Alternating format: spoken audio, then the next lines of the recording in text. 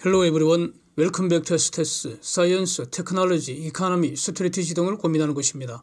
지난 23년간, 즉 2000년부터 현재까지 삼성중공업의 시가총액, 수주 잔액, 신규 수주 금액, 주식수 변동, 그 다음에 상선과 해양 플랜트 비중 변천 이런 거 정리를 해봤습니다. 저로서는 매우 유용했는데 공유하니까요. 어떤 새로운 인사이트를 발견하실 수 있으면 좋겠습니다.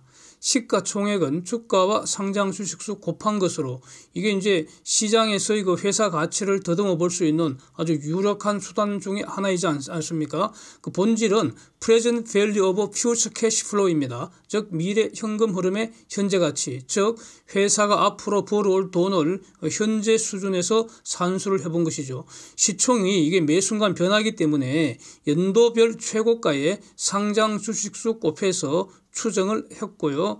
제가 그린 그림은 각 연도별 최고가, 시총 최고가를 선으로 연결한 것입니다.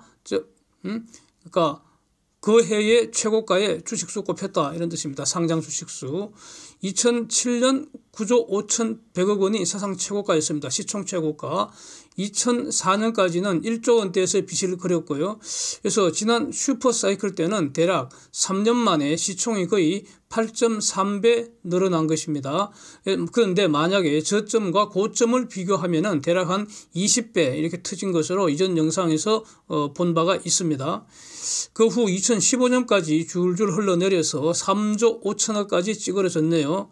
그 후 현재까지 비교적 우상향입니다. 그래서 22년은 5조 6,800억이 시총 고점이었고요. 현재 시총은 어제 종가로 4조 4,800억대입니다.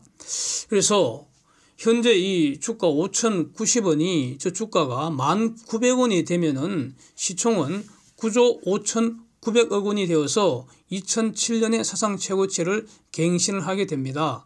그래서 제가 이전에 노래 불렀던 게 있죠. 그때 삼성중공업 진격가라고 1절만 불렀지 않습니까? 그래서 10,000원 되면 2절을 떼창한다고 말씀드린 이유가 그 10,000원이 바로 여기서 나오는 겁니다. 예? 그 기사를 제가 이렇게 준비를 하고 있거든요. 반갑구나 일만쓰나 삼중이 돌아왔다. 예.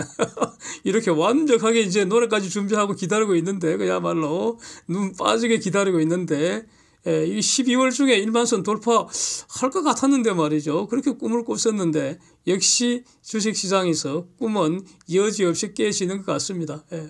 꿈 깨지는 게 한두 번이 아니잖아요.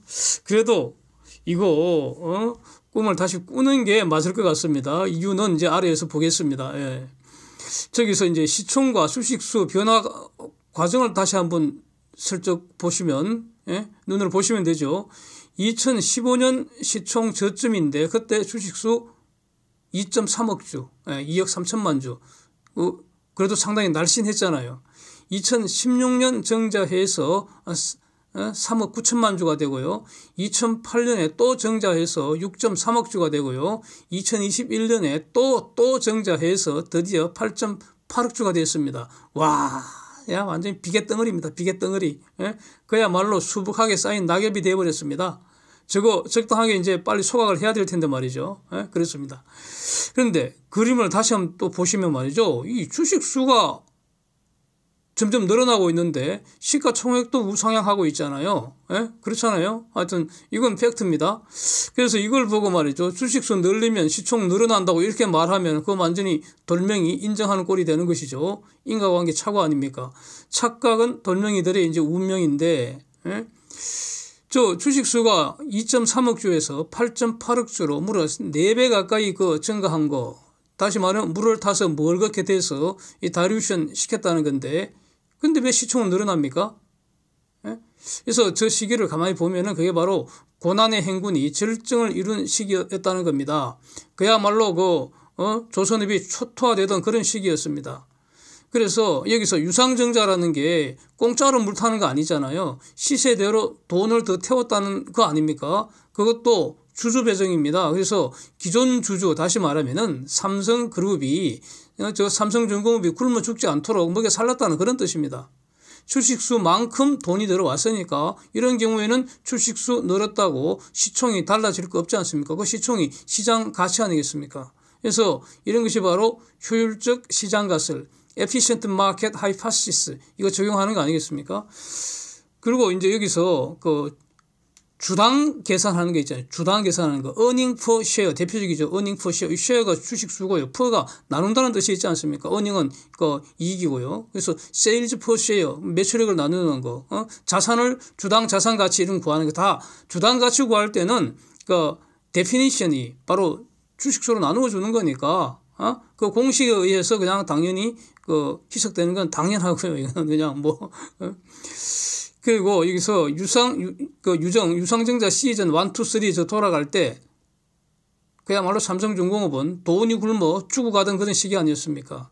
그런데 삼성그룹 즉 대주주가 버리지 않고 구원해 줬다는 거 그 자체는 호재 아니겠습니까? 새로운 신선한 돈, 프레시머니가 들어왔기 때문에 그래서 죽고 가던 삼성중공업한테 장래에 희망이 보이지 않겠습니까? 그게 시총이 증가한 것으로 이렇게 해석할 수도 있는 거 아닙니까? 그 프레젠트 밸류 구할 때 그 분모의 그 할인율이 개선될 테니까요. 왜냐하면 프레시머니가 들어왔으니까 이렇게 뭐 볼 수 있을 것 같습니다.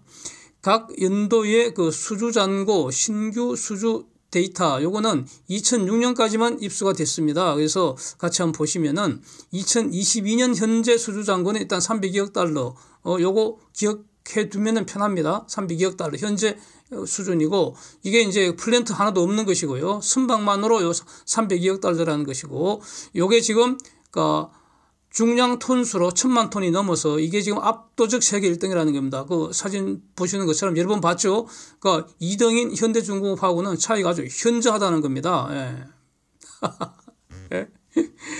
그런데 2006년 이후 수주잔고 최고액은 2008년이었습니다. 그게 487억 달러였습니다. 그때 벌써 500달러 가까이 갔었네요. 와, 500억 달러까지.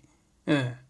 그래서 왜 그 직전 영상에서 그 2007년 12월 30일 20일자 한경기사 지금 다시 올려볼게요. 한번 보시면은 그 동그라미 표시되어 있죠. 그 표시되어 있는 곡이 그 당시 그러니까 2007년 그 당시에 선박 313억 달러, 플랜트 87억 달러 합계한 수주잔고 400억 달러가 그 당시 사상 최고치였다는 겁니다. 그래서 삼성중공업은 그때도 지금도 여전히 세계 1등이다 뭐 이런 겁니다. 그 수주가 제일 중요하잖아요. 수주잔고가. 예? 예. 오늘의 수주는 내일의 매출이기 때문에 그래서 조선업에서는 매출보다는 수주잔고가 제일 중요합니다. 예. 일단 수주잔고가 쌓여야 됩니다. 예. 하여튼 그렇고요. 그런데 그 2007년 그때뿐만 아니라 2008년에 다시 신기록 갱신했다 그런 취지입니다. 그게 이제 그 최고치가 지금 487억 달러 대략 퉁쳐서 500억 달러를 머리에 뇌세포에 기억세포에 기억해두면 되겠습니다. 그래서 1년 동안 나오는 신규 수주 그 최고액도 2007년이었습니다. 212억 달러. 와 대단하네요. 예, 그때 그랬습니다. 그래서 지금 2021년에 이제 수주 폭발했다고 그러는데 그 122억 달러밖에 안 된다는 겁니다. 거의 뭐 한 2배 가량을 지금 그 2007년에 그 달성했다 이런 겁니다. 그런데 다시 한번 그림을 보시면은 2016년 1년간 수주액이 5억 달러. 5억 달러. 2018년 4억 달러. 이 연간 수주 금액이라는 겁니다. 그야말로 지옥 행군 시즌 맞긴 맞는 것 같습니다. 그런데도 이걸 말이죠. 정부 지원 없이 다시 말하면 세금에 빨대 꼽지 않고 삼성이 스스로 자기 힘으로 해결했다는 점에서 대단하다는 겁니다. 예, 이전에도 여러 번 말씀드렸습니다. 예. 그리고 2016년부터 2020년까지 5년간 수주한 게 전부 합쳐도 204억 달러밖에 안 되니까 이 연평균 41억 달러 정도밖에 안 된다는 거 아닙니까? 그러니 2007년에 1년치 212억 달러가 얼마나 큰 금액인지 이게 비교가 되는 것 같습니다. 이제 이렇게 지옥길에서 손가락 빨고 있다가 21년에 122억 달러, 22년 금년은 94억 플러스 15억 달러입니다. 15억 달러가 바로 그 플랜트라는 겁니다. 와, 플랜트 차. 말레이시아 페트로나스 고맙습니다. FLNG죠. 15억 달러. 어저께 발표한 거. 여기서 이제 굉장히 또 주목해야 할 게 2007년 뭐 하여튼 그 줌에는요. 그 줌에는 플랜트 비중이 많을 때는 69%까지 거의 70%까지 차지했다는 거 아닙니까? 그래서 가령 이제 그 2013년의 경우에 수주 잔고 375억 달러인데 이 중에 상선이 31%, 플랜트가 69%였다는 겁니다. 2012년 매출 14.5조 원. 당시에 상선이 45%, 플랜트가 한 49% 더 많았다는 거죠, 플랜트가. 그래서 전체적으로 보면은 플랜트 비중이 대략 한 3분의 1에서 3분의 2 정도를 차지했다는 겁니다. 그런데 최근 한 3년간 플랜트 수주가 전혀 없다가 드디어 지난 22일 날 15억 달러짜리 페트로나스발 FLNG를 이제 수주를 했다는 이런 내용입니다. 이게 이제 시작이겠죠, 이제. 그래서 이제 이런 상황을 이렇게 한번 정리를 해보고요. 앞으로 일어날 일들을 이제는 무리 없이 이렇게 한번 더듬어 보겠습니다. 여기 제일 중요하겠죠. 여기서 어떤 인사이트를 얻으실 수 있기를 바라겠습니다. 예. 이 이제 지금 상선만으로 수주잔고 302억 달러라는데, 요거는 어쩌 보면 이미 과거 전성기 수준인 것 같습니다. 이 상선만으로 보면은. 그런데 20년 전보다는 현재는 글로벌 경제 규모가 지금 엄청 더 커져 있을 거 아닙니까? 이거는 굳이 뭐 산수를 해서 보여줄 필요가 없을 것 같습니다.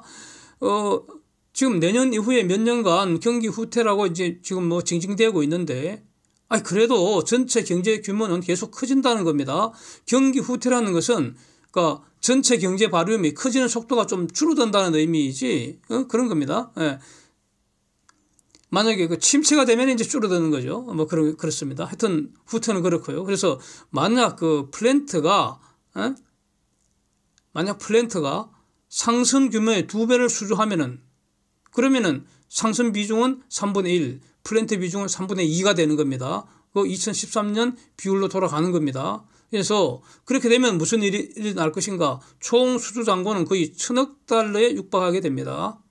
네? 지금 상선 수주가 300이니까 2배 수주하면은 플랜트를 600억이 되면은 총 수주 잔고 1,000억 달러 되는 거 아닙니까? 네? 그래서 플랜트가 3분의 2가 되는 거죠. 그런데 여기서 앞으로 이 숫자 부경할 수도 있지 않겠습니까? 아닐까요? 있을지 없을지 이거 한번 이제 더듬어 보려는 겁니다. 그리고 저 한 톤 그 1,000억 달러 수주잔고 1,000억 달러 가야지 이게 진짜 사상 최고치 갱신 랠리 하는 맛이 날 거 아닙니까? 예. 지금 또 향후에 이 조선업 초격차 가령 삼성과 현대, 예? 삼성이 현대를 초격차를 따돌리자 이거죠. 그렇게 할 수 있을 때 어느에서 그게 일어나겠습니까? 바로 플랜트 분야 아니겠습니까? 예? 가령 현대 미프로 본다면은 저 지금 중소형 선박 가지고 이제 깔짝깔짝 갖고 노는 수준입니다. 물론 뭐 컨테이너선은 대형도 만들겠지만, 그래서 기술과 규모 모두 한계가 있잖아요. 예? 세월이 아무리 흘러도 현미는 꼬맹이 신세 벗어나지 못한다는 겁니다. 그래서 삼중과 현미는 노는 물이 다르다는 것이고요. 삼성중공업이 지금 그 사진에서 봤던 것처럼 그 상선에서도 이미 세계 1등 달성을 했는데 수주잔고에서 플랜트 분야도 세계 1등 다시 장악한다면, 그러면 현대중공업을 꼬맹이 수준으로 따 돌릴 수도 있지 않겠습니까? 그런데 이 플랜트라는 거 원래 삼성중공업이 어릴 때부터 주로 놀던 그 놀이터 아닙니까? 플랜트 산업이 대략 한 5, 6년 동안 폭삭 그냥 망가져 버렸잖아요. 그러니까 이제 지역 행군을 다녀왔던 것인데, 그 후유증으로, 그쵸, 플랜트 산업이 폭삭 망가진 그 후유증입니다. 그러니까 지난 5, 6년 동안 플랜트 분야에 투자를 안 했다는 거죠. 투자 안 했으니까 발주가 없었던 것이고, 그러니까 삼성중공업이 지역 행군 갔던 것이고 그런 거 아닙니까? 그런데 그 후유증 때문에 지금 그 지난번 에너지 파동 지금 오지게 겪었던 거고 그런 거 아니겠습니까? 예? 자, 그래서 그런데 문제는 플랜트가 다시 돌아오고 있는 거 아니냐. 집 나간 플랜트가 다시 돌아오고 있다는 거 아닙니까? 플랜트 시장이 다시 돌아오기만 한다면, 그러면 삼중은 다시 신나게 놀 수 있잖아요. 그런데 여기서 지금 이 탁월하게 돈 버는 그 DNA를 가진 게 있죠. 백두혈통이 아니라 그 삼성혈통 아닙니까? 돈 냄새 맡는 DNA 그 물려받았을 거 아닙니까? 그 이재용 회장이. 그래서 지금 그 그룹 최고의 플랜트 고수로 하는데 이렇게 삼성이 인정을 하면은 그건 그냥 플랜트의 신이라고 하면 되겠네요. 플랜트의 신. 이 성한이를 부회장으로 짱 박아버렸잖아요. 그래서 이 자체가 엄청난 호재 아닙니까? 지금 플랜트가 다시 돌아온다는데, 플랜트가 다시 돌아온다는데. 그래서 정말로 성한아 부탁해 하고 다시 사진 한 번 더 보겠습니다. 수주가 다시 피크아웃 된다 하는 이런 주장도 지금 있는 것 같습니다. 즉 21년, 22년 수주 폭증은 저거는 반짝 증가라는 것이고 다시 그 이전 수주 고프던 그런 시절로 돌아갈 수 있다 이런 주장인 것 같습니다. 근데 가만히 봐도 주장만 있고 근거는 없는 거 아닌가. 막연하게 지난 2년간 수주가 좀 늘었으니까 이제 좀 줄어들 거다 이렇게 주장하는 것은 그건 좀 돌멩이 수준 아닙니까? 그리고 설사 그럴 일은 없을 것 같은데 23년에 22년보다 조금 줄어봤자 그건 아무것도 아닌 거죠. 여전히 호황은 호황이니까 뭐 그렇고요. 지금 수주 피크아웃 되는 거를 염려할 필요는 저는 없다고 보는 이유가 말이죠. 이건 굉장히 많은 것 같습니다. LNGC만 보더라도 카타르 페이스2가 지금 23년에 오기로 다 예정이 되어 있습니다. 이거는. 지금 카타르 가스선 확장 공사 지금 열심히 하고 있잖아요. 그 공장 이제 가동돼서 그러면 이제 LNG가 마구 뿜어져 나오는데 그건 뭘로 배달할 겁니까? 지금 올해 수주 받았고 내년에 또 수주 받을 그 LNGC 다 만들어서 배달해야 된다는 겁니다. 이렇게 톱니바퀴처럼 딱 맞아야 되는 거죠. 그렇게 지금 플랜트라는 그런 시스템이 돌아가는 것이죠. 그래서 그 다음에 또 오래된 고물배 더 이상 운영을 못 한다는 겁니다. 또 이런 것도 있죠. 유럽에 FSRU 많이 증가했습니다. 최근에 LNG 대란 겪으면서 FSRU가 많이 증가했는데 그 FSRU는 어디서 나왔느냐. 오래된 LNGC를 전용을 한 겁니다. 그럼 그만큼 LNGC가 사라졌으니까 LNGC를 새로 건조를 해야 할 거 아닙니까? 그래야지 현재의 수요라도 충족시킬 수가 있잖아요. 뭐 이런 겁니다. 그리고 또 이제 기본적으로 LNG 수요 증가세가 어디에서 이어질 것인가. 내년 이후에도 유럽에서 LNG 수요 증가는 계속될 수밖에 없는 것이죠. 러시아 에너지는 아웃됩니다. 저거는 장난이 아닙니다. 저거. 그러니까 유럽의 LNG 수요 계속 증가세 이어져야 되고요. 그 다음에 매우 중요한 LNG 황금 시장이 바로 아시아 지역 아닙니까? 아시아 지역.